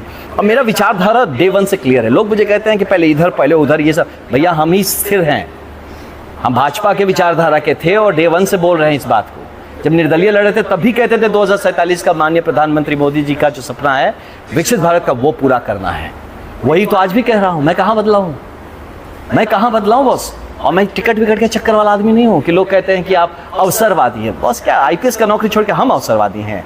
और आप क्या कर रहे हैं? हमको अवसरवादी कह रहे हैं कि अपना सब छोड़ के आया है। मैं यहाँ पाने क्या हूँ, मैं तो दे रहा हूँ। मैं जहाँ गया वहाँ दिया हूँ। क्या मिला है मुझे वहाँ से?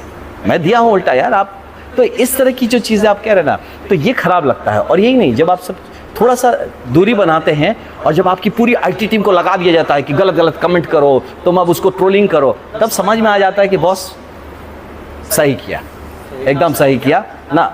ऐसा ये नेगेटिव मानसिकता का मैं आदमी नहीं हूँ। मैं नहीं रह सकता नेगेटिविटी के बीच में। मैं बहुत सकारात्मक आदमी हूँ यार, पॉजिटिव आदमी हूँ। मैं अपनी लकीर लंबी खींचूंगा और मेरे भाई की भी लकीर अपने साथ लंबी खिंचवाऊंगा। मैं खुद अकेला बढ़ने वाला आदमी नहीं हूँ, मेरे साथ पूरी टीम बढ़नी चाहिए। मैंने आपको बताया ना कि मैं टीम प्लेयर हूँ। मेरे टीम को कॉम्प्रोमाइज़ करके मैं हीरो बन जाऊँ, ये पॉसिबल नहीं होगा। और ये चीज़ मुझे सिर्फ भाजपा में होता हुआ नज़र आ रहा है, जहाँ पे ये किसी की पार्टी नहीं है। आप हर पार्टी को उठाइए, so called national party Congress, वो भी बोलेगी गांधी परिवार की पार्टी है। दो पार्टी है, एक तो कम्युनिस्ट पार्टी है जो बोल सकता है कि हम भाई किसी की पार्टी नहीं है, और दूसरा भाजपा है जो कि भाई सीरियसली भाजपा कार्यकर्ताओं की पार्टी है, कार्डर्स की पार्टी है। कम्युनिस्ट जो पार्टी है, कम्युनिस्ट माइंडसेट जो है, ideology is a dead ideology. आप उसको लेके अगर आज की ज़िंदगी में, तो आप थ्योरी के लिए ठीक है, प्रैक्टिकल आप नहीं जी सकते उस आइडियोलॉजी पे। वो आपको थोड़ा बहुत गाइडेंस वैसा थ्योरी के लिए समझ में आ जाएगा, रेफरल पॉइंट्स के लिए। जहां उसको आपने जीवन में लाने का प्रयास किया, वो आपको डुबा देगा, मरवा देगा। वो मतलब वो क्रांति के नाम पे यहाँ पे मतलब क्या कहेंगे, टेररिज्म फैला देगा। तो वो तो है ही नहीं, नो, कैपिटल कंप्लीट जीरो। तो एकमात्र बचता है, वो है बीजेपी। एकमात्र आइडियोलॉजी जो आज के दिन में मुझे लगता है कि देश के हित में है और जो सच में कर पाने की काबिलियत रखेगा, वो बीजेपी ही होगा। बाकी हाँ, बात तो देखिए जनसुराज भी अच्छी करते हैं, इसमें कोई शक नहीं। अभी बात में, अच्छी बात करने में जनसुराज इज टॉकिंग वेल, उसको मैं पूरा क्रेडिट देता हूँ। और आज के दिन में एक अच्छे नैरेटिव्स बिल्डअप कर रहे हैं, इसमें कोई शक नहीं। बट आफ्टर दैट सामूहिक प्रयास, सही लोग, सही सोच, ये सब आइडियोलॉजी, तीनों आइडियोलॉजी कॉम्प्रोमाइज महसूस होता है। इसीलिए मेरे अपने रिजर्वेशंस थे और मैं अपनी विचारधारा जिसमें था उस पर मैं स्टिक रहना पसंद करता। प्रशांत किशोर लगातार शिक्षा, पलायन, बेरोजगारी का मुद्दा उठाते हैं, क्या लगता है इससे परिवर्तन हो पाएगा? नहीं, मुद्दा देखिए सही है, मुद्दा में एकदम क्वेश्चन नहीं करना है, ये मुद्दा तो है। भाजपा भी यही मुद्दा उठाता है, कौन भाजपा दूसरा मुद्दा थोड़ी उठा रहा है ना। ये मुद्दे पे तो तेजस्वी यादव भी बोलना सीख गए हैं, वो भी बोलता है। आजकल कौन नहीं उठा रहा है ये मुद्दा, ये बताइए। करने का क्या प्लान है, इस पे बात किया जाए, करेंगे कैसे? तो मैं मानता हूं कि भाजपा एक ऐसी पार्टी है जो गंभीरता से हर विषय को विचार करके उस पर सामूहिक तौर पर सही, एक्चुअली सामूहिक प्रयास भाजपा करती है, जो कर सकती है। जो राजद है उन हवा वो फैमिली पार्टी है, उसमें वो फैमिली के अंदर पार्टी होगा और सब खत्म, पार्टी खत्म, उसमें कुछ है नहीं, बस बोलने के लिए। कितने हमारे वो परिवार हैं, चाहे मुस्लिम्स के हो चाहे यादव भाई लोग हों, आप देखिए कितने लोग डेवलप कर पाए, कितनों का उन्होंने हाथ पकड़ के आगे कर दिया। आज पप्पू यादव जी उठना चाहते हैं, भैया वो एक यादव कैसे खड़ा हो जाएगा? काटो। वो भाई साहब तेजस्वी यादव जी काटने पे लगे हुए हैं, लालू जी के परिवार उनको काटने पे लगे हैं, कि और दूसरा यादव कैसे खड़ा हो जाएगा ना, उसको तो हम नहीं खड़ा होने देंगे, हमारा परिवार। तो अब सोचिए, जब ये सब मानसिकता से लोग लीडरशिप करना चाहते हैं, बस वो बिहार का क्या भला करेंगे, है ना। बाकी जो कोई पार्टीज हैं जो कि अच्छी बातें कर लेते हैं, तो बातों में और काम में बहुत फर्क है। तो भाजपा एकमात्र ऐसा पार्टी है ब्रदर आज के टाइम पे जो कि एक विचारधारा पे चलने वाली पहली बात तो पार्टी है। दूसरा, इसका नेतृत्व मजबूत है। यहाँ भाजपा का नेतृत्व ना डगमगाता नेतृत्व नहीं है। 370 हटेगा, हट गया, कहानी नहीं बतियाए, हटा दिए, है ना। तो इस तरह के बहुत सारे मुद्दे जो बीजेपी ने स्ट्रांगली ऐसे मुद्दों को हिट किया है जो कई दशकों तक सरकार बात करती रह गई, सोचती रह गई, डिस्कशंस में रह गए। लोगों को लगता था ये हो ही नहीं सकता, है ना, ये पॉसिबल है, वो करके दिखाया। तो इसलिए मुझे लगता है कि आने वाला जो वक्त है उसमें बाकी जितने भी पार्टीज हैं उनकी जितनी भी बातें हैं, जो मुद्दों की आप बात करें कि इसके मुद्दे बात करें, उसके मुद्दे बात सही करें, बात करना चाहिए, ये टॉपिक्स डिस्कशन में रहने चाहिए, जो पॉलिटिकल डिस्कोर्स में रहने चाहिए, लेकिन उसको करने की क्षमता किसके ऊपर है, किसके पास है। वोट का जब वोटिंग देने का मौका है, मुझे लगता है हम सभी को, जनता को ये देखना चाहिए कि ये कर कौन सकता है, ये करने। और फिर एक बात, एक आदमी को अगर देंगे ना कि भाई तुम कर दो, वो हिटलर बन जाएगा, याद रखिएगा इस बात को। कहीं भी एक आदमी रूल किया शुरू, वो डिक्टेटरशिप तैयार होगा। आप भाजपा जैसी पार्टी देखिए, जैसा मल्टीपल लीडर्स की, मैं आपको गिना दूंगा, मल्टीपल लीडर्स हैं। हाँ, मोदी जी, लोग कहते हैं मोदी जी और अमित शाह जी के नाम कहेंगे कि नहीं वही, अरे भाई वो इतने, उन्होंने अपना स्टेचर इस लेवल पे कर दिया है, देश के लिए काम करके किया है ना। उन्होंने सोशल मीडिया से अपना नाम नहीं बनाया है, काम करके बनाया है ना। तो किसी भी चीज़ को खींचने के लिए एक इंजन तो चाहिए, लेकिन उसके पीछे भी एक line of series of young leaders हैं। आप देखिए बिहार में बहुत सारे लीडर्स तैयार हो रहे हैं, और इसलिए मेरा मानना है कि जितने भी मुद्दे उठ रहे हैं उसको करने की क्षमता भाजपा के पास है। कांग्रेस कहती है कि हमेशा हिटलर शाही करते रहते हैं Modi. Strong leadership is not Hitler शाही। हाँ, हिटलर शाही क्या, हिटलर शाही इसको कैसे आप कह सकते हैं, जब वो देश हित में काम हो रहा है, हर एक डिसीजन देश हित में लिया जा रहा है, हर एक व्यवस्था देश हित में तय किया जा रहा है, वो हिटलर शाही क्या, वो क्या हिटलर शाही करके आपका ज़मीन दबोच रहे हैं, है ना, वो क्या कर रहे हैं। वो तो अभी आपको मौका दिया जा रहा है ना, आप पूरा मोटरसाइकिल लेके घूम के यहाँ पे इस तरह यात्रा निकाल रहे हैं, देश घूम रहे। हिटलर शाही होता तो आप निकल पाते, आप एक आदमी खड़ा हो पाता मार्केट में। हिटलर शाही तो क्या बात करें, लोकतंत्र आज के दिन में फल रहा है पूरी तरह से। लोकतंत्र को अपनी तरह, अब कोई मजबूत है तो आप उसको हिटलर बोल के साइड कर देंगे, ऐसा करते हैं क्या, ये गलत है। मैं बोलूँगा कि एक मजबूत प्रधानमंत्री मिला है भारतवर्ष को, एक मजबूत गृह मंत्री मिला है भारतवर्ष को, और ये भारत का सौभाग्य है। और ये जो कह रहे हैं हिटलर शाही, वो कमज़ोर प्रवृत्ति के लोग हैं, और जो कमज़ोर है ना, उसको कोई मजबूत दिख जाता है तो उसको वो तानाशाह लगता है, उसको वो हिटलर लगता है। लेकिन अगर वो एक भी काम अगर देश हित से हिला हुआ नजर आए, तब आपके क्वेश्चंस उठाइए ना। बस एक काम जब देश हित के लिए समर्पित है, एक काम जब राष्ट्र निर्माण के लिए समर्पित है, उस आदमी को, उस टीम को आप ऐसा कोई भी संज्ञा देके लोगों को बरगलाएंगे तो लोग उससे बरगलाने वाले नहीं। सर, किसान सर हमेशा एक बात का जिक्र करें, जाति से ऊपर उठ के वोट करिए, जबकि बिहार में जातिगत राजनीति बहुत पकड़ा है। क्या लगता है, जाति से लोग उठ पाएंगे? तो कहिए ऐसे हर आदमी को जो कहते हैं जाति से उठ के वोट करे, कि जाति समीकरण बिना देखे आप अपना कैंडिडेट दीजिए।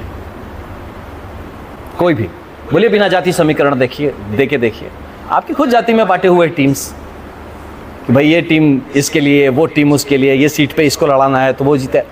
आप छोड़ के करिए ना, आपका हर बंदा एकदम टॉप क्लास का होना चाहिए, हर एक कैंडिडेट मिल जाएगा तो आपको लगा दीजिए, देखते हैं। अभी आएगा टाइम, आप देखिएगा कि कितना जाति पे खेल हो रहा है। बोलने वाले जो लोग हैं, देखिए जाति समाज का एक हिस्सा है, जाति जब मुद्दा बन जाएगा वही प्रॉब्लम है वो। लेकिन आप एक तो समाज का हिस्सा है ना, आप उसको कैसे बरगला छोड़ देंगे यार। जाति को आप छोड़ के राजनीति नहीं कर सकते हैं, वो एक पार्ट है, एक समाज को जुड़ने का, जोड़ने का, वो भी एक मंच है। लेकिन हाँ, वही मुद्दा नहीं बनना चाहिए। अगर जाति में ही करना तो भाई उनका ही कहना, जनसुराज कहता है ना, उस जाति का जो बेस्ट आदमी है उसको दीजिए, तो ये प्रमोशन होता है, इसमें दिक्कत नहीं है। लेकिन हाँ, सिर्फ आप क्योंकि एक पर्टिकुलर जाति के हैं इसलिए आप राज करेंगे, एक जाति के हैं इसलिए आपको प्रमोट किया जाएगा, तो वो गलत है। जाति समाज का एक हिस्सा है, ठीक है, जाति ही समाज का मुद्दा बन जाता है तब गलत है। और ये सब चीज़ें ठीक होंगी, पढ़े लिखे लोग राजनीति में आ रहे हैं, पढ़े लिखे लोग वोटर्स बन रहे हैं, तो दोनों तरफ से जब होगा तो ग्रेजुअली, अगेन रातों रात हम ठीक कर देंगे, ये एजेंडा फिर गलत है। ये ठीक होगा जब आपके पास बात करने के नए टॉपिक्स आएंगे, नए आइडियाज़ आएंगे, डेवलपमेंट के इश्यूज़ पे आप बात करेंगे, आपके जीवन में नए अवसर के बारे में बात करेंगे, आपके करियर अपॉर्चुनिटीज़ क्या खुलने इसके बारे में बात करेंगे, आपके बिजनेस और कहाँ बढ़ेंगे क्या बात करेंगे, जब कम्युनिकेशन सिस्टम कैसे ठीक होगा, आपका इंफ्रास्ट्रक्चर और कैसे डेवलप होगा, स्पोर्ट्स की एक्टिविटीज़ में हम क्या काम करेंगे, कल्चरल चीज़ों में हम कैसे प्रमोट करेंगे, टूरिज्म में क्या करेंगे, रिलीजन को कैसे हम बचाएंगे। ये जब मुद्दों पर बात होने लगेगी, जाति कहीं ना कहीं फीका पड़ जाएगा, क्योंकि इन मुद्दों पर बात नहीं हो रही है। कोई लीडर ही नहीं आपको इस मुद्दे पे बात करने के लिए, कोई बंदा ही नहीं है जिसको इस बात को समझ आता हो, इसीलिए लोगों को आसान लगता है चल जाति पे बात कर लेते हैं। तो मैं तो इवन हमारे जो मीडिया बंधु हैं उनसे भी रिक्वेस्ट करूंगा, the moment you stop talking about जाति, जाति विल वैनिश। आप छोड़ दी ना जाति के बारे में, बात ही मत करिए, आप मुद्दों पे बात करिए। पब्लिक क्या है, देखिए मास मीडिया का, अगर आप लोगों ने मास कॉम पढ़ा होगा तो उसमें होगा कि मास मीडिया काम क्या है कि मास तौर पे, it's not only news, you create views. आप व्यूज़ क्रिएट करते हैं लोगों में, आप जाति जाति की बात करते हैं, इस जाति का ये समीकरण। मैं देखता हूँ कुछ लोग बैठते हैं मतलब चैनल्स पे, वो बैठ के यही सब बातें करते हैं, मुझे बड़ा खराब लगता है यार। आप क्या लोगों को परोस रहे हैं? आपके पास भी टॉपिक नहीं है, आपकी भी समझ में क्या है, सिर्फ यही ना उस जाति का है तो उसको यहाँ बैलेंस किया जाएगा, तो उसको ही इंटरटेनमेंट बना के पेश करते हैं। हमारे बिहार के जो न्यूज़ एंकर्स हैं, जो न्यूज़ चैनल्स हैं, उनसे मेरा रिक्वेस्ट है आप बहुत सही मुद्दों को उठाया जाए, सही मुद्दे उठाइए कि एजुकेशन में जो चल रहा है तो इस पार्टी के टाइम में यहाँ काम हुआ, ये सारे टॉपिक्स, इस तरह के मुद्दों पे बात की तो लोगों के पास सही मायने, सही आकलन करने, अपने लीडर्स को समझने के लिए सही मापदंड क्रिएट होंगे। आज लीडर्स को समझने का मापदंड ही आपने जाति बना दिया है। ये बताइए कि ये लीडर यार एजुकेशन पे ये व्यू रखता है, ये लीडर ये एजुकेशन पे ये व्यू रखता है, ये लीडर एजुकेशन पे ये व्यू रखता है। आप बताओ सबसे अच्छा एजुकेशन पे कौन व्यू रखता है? तब ना जनता उसमें चूज करेगी। आप बताएंगे एक भैया ये जाति के हैं, एक वो जाति, लेकिन यहाँ पे ये जाति ज़्यादा है तो इसलिए किसको चूज़ करना है? तो बोले हाँ भाई हमारी जाति को चूज़ करेंगे। आप जब टॉपिक आपको दिया जाएगा, जो क्वेश्चन मिलेगा आप उसी का आंसर लिखेंगे ना। जब समाज में बार बार आप जाति परोस रहे हैं, वो चाहे न्यूज़ से हो, चाहे मंच से हो, चाहे रूम डिस्कशंस में हो, तो फिर तो वही टॉपिक राज करेंगे और वही दुर्भाग्य में हमारा बिहार फंसा हुआ है। So brothers, we need leaders, we need people. हमें ऐसे लोगों की ज़रूरत है जो सही मुद्दों को अब लेके बोर्ड रूम में, डाइनिंग रूम में, ड्राइंग रूम्स में, न्यूज़ रूम्स में, पॉलिटिकल हाउसेस में वो चर्चा का इशू चेंज करें। पार्टी अगर आपको टिकट देती है बक्सर से, तो किन मुद्दों को लेकर के आप जनता को देते हैं? देखिए पार्टी, पहले तो टिकट की बात में मैं टिकट के रेस में नहीं हूँ, हाँ मैं, लेकिन कमल तो खिलेगा बक्सर में, इसमें कोई शक नहीं है। कमल खिलेगा, बक्सर ही नहीं हर जगह खिलेगा, और ये जिम्मेदारी मैं लूँगा पक्का। हाँ, अगर प्रशांत किशोर भी इस बक्सर सीट से लड़ जाते हैं और आते रहे और कांग्रेस का कोई महागठबंधन का रहे तो कितनी नहीं, ये सब हाइपोथेसिस है।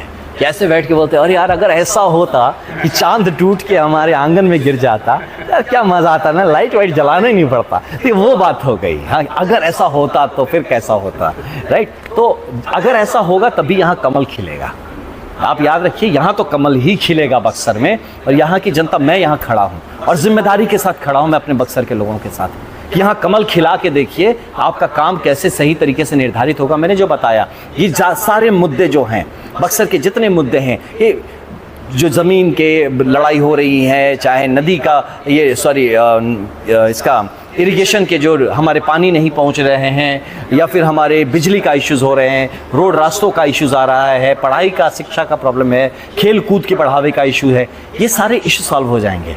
कैसे सॉल्व होंगे? जब हम सही आइडिया पकड़ेंगे। मेरा आइडिया क्या होगा? बक्सर का लॉ एंड ऑर्डर बेस्ट होना है, दैट लेवल पे हम बात करेंगे। मैं नहीं, मान लीजिए हमारा आप भी बक्सर किया होकर, तो आप ही मान लीजिए MLA, तो मैं आपको बताऊंगा बॉस आपने बेकार की बातें मत करिए, आप बक्सर के लॉ एंड ऑर्डर ठीक करना है, हमें इसको लेके आप मीटिंग करिए कि मुझे यहाँ का क्राइम ग्राफ को बेहतर ठीक करना है, लो ले आना है, ये सारे मुद्दों पे हमको इस तरह से अप्रोच करना है। प्लस हमें यहाँ का इकोनॉमी को बूस्टअप करना है, यहाँ के मार्केट को बढ़ाना है, यहाँ जितने भी बिजनेस हाउसेस हैं उनका बिजनेस कैसे बढ़ेगा, किस तरह से हम आसपास का मार्केट इंटीग्रेट करेंगे, हम बक्सर बनारस एक इकोनॉमिक कॉरिडोर कैसे क्रिएट कर सकते हैं, यहाँ पे बिजनेस कॉरिडोर कैसे क्रिएट कर सकते हैं, यहाँ आसपास में कौन सा एग्रीकल्चरल बूम कैसे क्रिएट कर सकते हैं। इन मुद्दों को लेके हमें चलना है। वो करने के लिए जो पॉलिसी डिसीजंस होंगे कि हमें कहाँ पे कितना पैसे प्लांट ये पुश करने हैं, कहाँ हमें इंडस्ट्री को प्रमोट करना है, नवानगर में जैसे SEZ आया है तो उसको हम कैसे और प्रमोट करें कि वहाँ का इकोनॉमिक्स एकदम बढ़ जाए। तो हम चाहते हैं कि हमारा जो प्रतिनिधि करने वाला आदमी हो वो इन मुद्दों पर ध्यान दे। जब ये सब चीज़ें होने लगेंगी रास्ते खुद बनेंगे, क्योंकि जब बिजनेस बढ़ेगा गाड़ियाँ आएंगी तो रास्तों की ज़रूरत होगी, और जब नीड होगा, ज़रूरत होगा, रोड खुद बनेंगे। यहाँ पे जब इंडस्ट्री लगेगा एग्रीकल्चरल सेक्टर में, आप यहाँ पे मिल्स लगेंगे, उसको बिजली चाहिए, और बिजली चाहिए, बिजली का प्रोडक्शन और या बिजली का जो सप्लाई है वो खुद ब खुद ठीक होना शुरू हो जाएगा।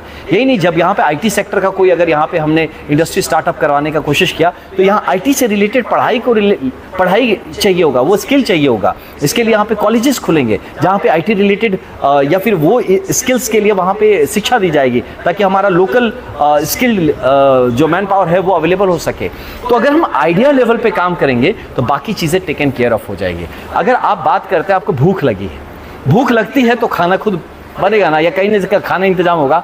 अब आप फोकस करेंगे कि नहीं खाना ही बनाएंगे तो भूख जो है वो भूख होनी चाहिए। और भूख कैसे क्रिएट होगा समाज में? इस लेवल पे जब आप अवसर क्रिएट करेंगे। यहाँ जब अवसर क्रिएट होगा आप देखेंगे बाकी चीज़ें टेकन केयर हो जाएगी।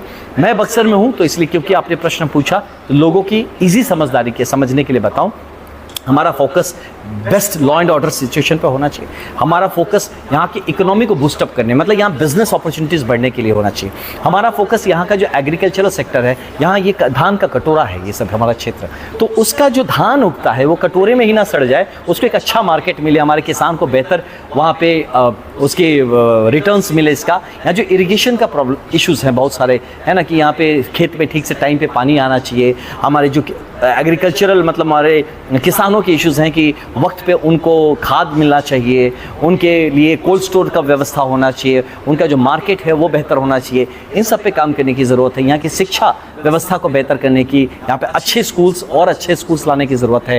यहाँ के जो मतलब सिर्फ बिल्डिंग अच्छी नहीं होनी चाहिए, एजुकेशन भी अच्छा होना चाहिए, उस पर काम करने की ज़रूरत है। टेक्निकल एजुकेशन को यहाँ प्रमोट करने की बहुत ज़रूरत है। सबसे बड़ी बात, यहाँ हेल्थ सेक्टर पे काफ़ी काम करने की ज़रूरत है, क्योंकि यहाँ बक्सर में ये मेरा एक पेट मतलब मेरा खुद का प्रोजेक्ट है, इसको मुझे करना है यहाँ पे। मैं पहले भी कहा था कि हॉस्पिटल तो मैं एमपी बनूँ ना बनूँ, हॉस्पिटल बनेगा, इसके लिए मैं कर रहा हूँ, अपने लेवल पे काम कर रहा हूँ। तो हेल्थ सेक्टर को यहाँ पे प्रमोट करने की बहुत ज़रूरत है, यहाँ से लोगों को बनारस या पटना ना जाना पड़े। और इन सब चीज़ों को बेहतर करने के लिए जो बुनियादी इंफ्रास्ट्रक्चर है वो खुद ब खुद इसके पीछे तैयार होगा। साथ ही मैं दो स्पेशल चीज़ें प्रमोट करना चाहता हूँ, ये चाहूँगा कि हमारा जो भी जनप्रतिनिधि वो प्रमोट करे। एक है स्पोर्ट्स, यहाँ पे युवाओं में स्पोर्ट्स का कल्चर होना चाहिए। हर पंचायत में एक मिनी स्टेडियम होना चाहिए, और कम से कम जिले के लेवल पे एक ओलंपिक साइज का स्टेडियम होना चाहिए, जो प्रॉपर आपकी हर स्पोर्टिंग एक्टिविटीज़ की ट्रेनिंग हो सके, आपके स्पोर्टिंग टैलेंट को बाहर लेके आया जा सके। एक स्पोर्ट्स को, दूसरा है यहाँ का कल्चर एंड रिलीजन को, कि जो यहाँ का जो कल्चरल पार्ट है, यहाँ से रिलेटेड बहुत सारे तरह के, अब आप बिस्मिल्लाह खान जी डुमरांव के ही थे, यहीं के थे, तो इसी ज़िले के हमारे थे। तो यहाँ पे एक म्यूज़िक का कल्चर है, यहाँ पे भी मैं मिल के आया। हमारे बक्सर में काफ़ी सारे म्यूज़िक के हैं, आर्ट्स के टीचर्स हैं, लेकिन उनको अपने टैलेंट को प्रमोट करने के लिए या इवन प्रोटेक्ट रखने के लिए स्कोप नहीं है उसको। साथ ही जो रिलीजियस पार्ट है, ये एक धर्म भूमि है। बक्सर जो है इसको जाना ही जाता है, ये ऋषियों का क्षेत्र रहा है ना, ये धर्म से रिलेटेड हमेशा रहा है। चाहे वो भगवान वामन भगवान की बात की जाए, भगवान राम की बात की जाए, भगवान हनुमान की बात की जाए, अहिल्या माता की बात की जाए, धर्म यहाँ पे उत्तरायणी गंगा की बात की जाए, ये धर्म यहाँ का इंट्रिंसिक पार्ट है।